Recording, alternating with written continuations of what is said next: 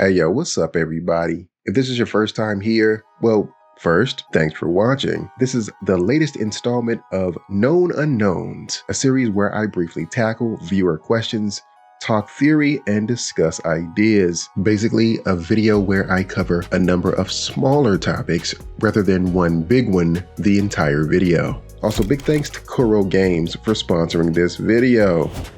That said, let's get it.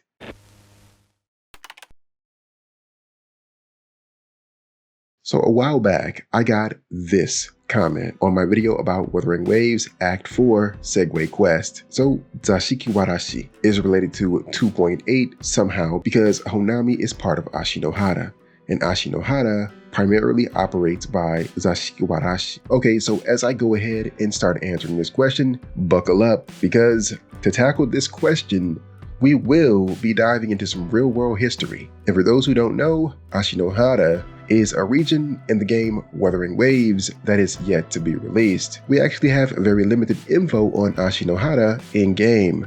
Prior to patch 1.3 Segue Quest, Ashinohara was never mentioned by name outside of Chisa's character profile. RIP to all those people who didn't pull Chisa to be able to actually know the name of where she's from. Nonetheless, it was Luke's Segue Quest that first established directly that Honami was part of Ashinohara, a land ravaged by the Lament. So with all this being new info, all we kind of know about Zashiki-warashi is that they're a Fractsidus member who's from Ashinohara and primarily resides there. However, from Japanese culture, which is where this name comes from, we can distill quite a bit more. Luke tells us in his Segue Quest that the code names of all the Fractsidus members give us some kind of insight into who each member is and how they operate. To get an idea of who this person is, let's first delve into their code name. Japan is a pretty nice place. I've lived here for half my life at this point. It's generally believed to be a peaceful, loving, and orderly society. But that's more of a modern perception. This was not always the case. Let's take a trip back to the past.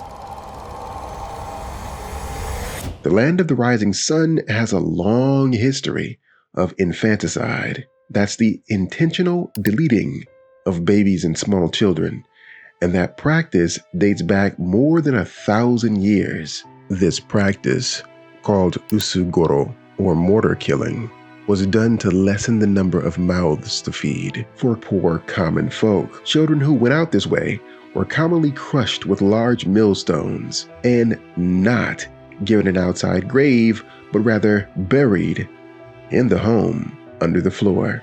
The kanji for the term Zashiki-warashi can be translated to mean tatami room child. It was said that on rainy days, the spirit of these children would emerge. Despite the practice continuing well into the 1950s and possibly beyond, folklore of the term Zashiki-warashi can be seen as early as the 19th century in Yanagita Kunio's To no Monogatari. In popular media, these figures are typically depicted as girls, sometimes boys, with short bob haircuts and red faces. The character of these yokai figures have varied over the years. Sometimes they play pranks on people, sometimes they're bad, but usually they're a sign of good luck, and children in general are thought to be a bridge between humanity and the gods. So going back to Wuthering Waves Chapter 3 Segue, keep in mind what Luke says about code names. Luke says it's a telling detail.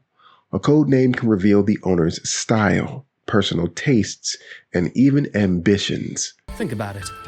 A powerful resonator who causes chaos at random leaves no trail to follow. But give them a preference, a pattern. We can start to build a profile from the pieces. Of course, this doesn't mean that each Fractsidus member is a one-to-one of that code name. So we currently don't know how they look. Nonetheless, in this image I drew, yeah, I said I drew it. It's been a while since I put pen to pad, but I had to show y'all what I'm working with, you know what I'm saying? I still got some skills. Anyway, in this depiction, the Fractsidus Zashiki-warashi is a child with a bob haircut. And now, understanding Zashiki-warashi is native to Ashinohara, and that Honami was actually part of Ashinohara, It makes me all question if Chisa's existence in Honami is actually an orchestrated part of the Fractsidus' plan. If I had to rate the possibility, I'd say it's very likely. By the way, if you're enjoying this video, I'd appreciate it if you hit that like button to help other people find this type of content.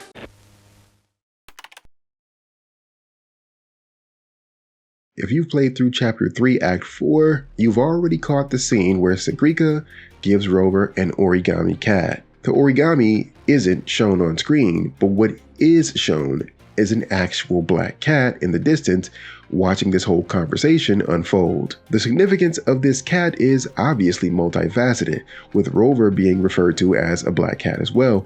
However, the one we see on screen is not by accident. And I think that cat is actually one more thing that points us back to Ashinohara. Sagrika says that she first saw a black cat in the dark side. And for those who don't know, the dark side is the name of the Sonaro we're introduced to during this quest. She said that it guided her through the dark side. The black cat wanted to go home. Even though it couldn't find its way back home anymore, it knew the way back. Now this possibly could imply that it knows where home should be, but when it goes back to that place, the home is no longer there. And if its home is Ashinohara, a land ravaged by the lament, it all makes sense. Essentially, the place where they existed, in terms of the places around their home, is still there. But the place they call home, as in the actual home, whether it's a building or a town, that isn't. And so that got me thinking, what if the place they call home was Honami, a city that once existed in Ashinohara? Because this isn't the first time we've seen a strange, seemingly sentient cat. When we visit Honami Sonaro, we can meet a strange talking cat.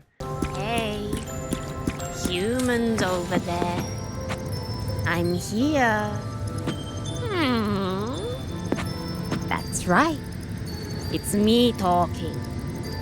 Meow. This cat clearly doesn't appear to be a projection like the other beings that populate the Honami Sonaro. While this cat might originally be from Ashinohara, I don't think this is Zashiki-warashi. While in some cultures, black cats are a symbol of ill omen, but in Japanese culture, black cats are a symbol of fortune and good luck. They're sometimes even featured in temples and shrines. On a seemingly unrelated note, some have likened Hiyuki to be a Miko, a term that means shrine maiden.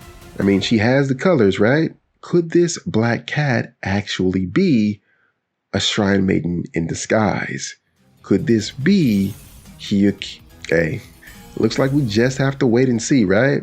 But anyways, folks, let me know what you guys think in the comments down below. I'm looking forward to checking out your questions and ideas and your opinions on this topic. And if you want to catch up on Wuthering Waves' main story and lore, I got a whole playlist for you.